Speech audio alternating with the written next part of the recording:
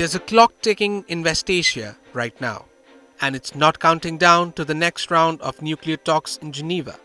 It's counting down to the moment Narendra Modi's plane leaves Israeli airspace. Here's what's happening, and why the world should be paying close attention.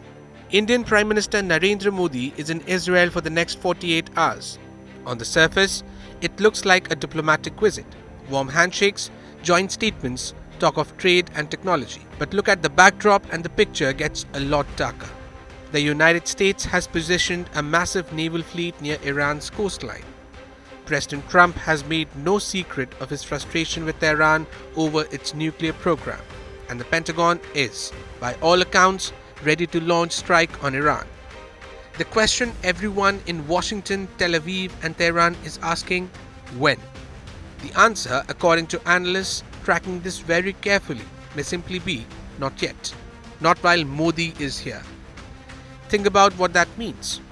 You do not launch a strike on Iran, triggering retaliatory ballistic missiles aimed at Israeli territory, while the leader of 1.4 billion people is standing inside the Knesset.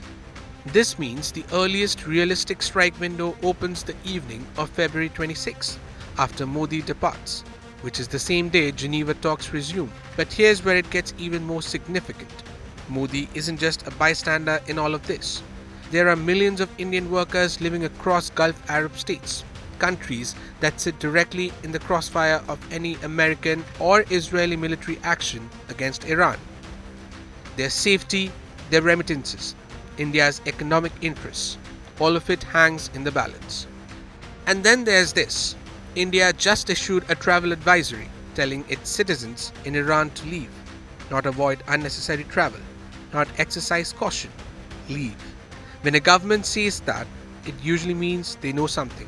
So maybe Modi is not visiting Israel despite the crisis. Modi is visiting Israel because of the crisis. When the strike comes, Netanyahu needs to be able to say that the leader of the world's largest democracy was standing in the Knesset 48 hours earlier endorsing Israeli security partnerships. That is not a diplomatic visit. That is a pre-strike legitimacy operation. India cannot condemn an Israeli military action 48 hours after its Prime Minister stood in the Knesset, endorsing the security partnership that enables it. Netanyahu himself described Modi's visit as building a hexagon of alliances, a coalition against what he calls radical axis. So when Modi boards his flight home on the evening of February 26th, the same day Geneva talks resume, that departure may mark more than the end of a diplomatic visit. It may mark the opening of a strike window. The countdown, many believe, doesn't start with failed negotiations in Geneva or a military order. It starts when Modi's Air India One leaves the Israeli tarmac. With Atishay Jain, Bureau Report, India Today Global.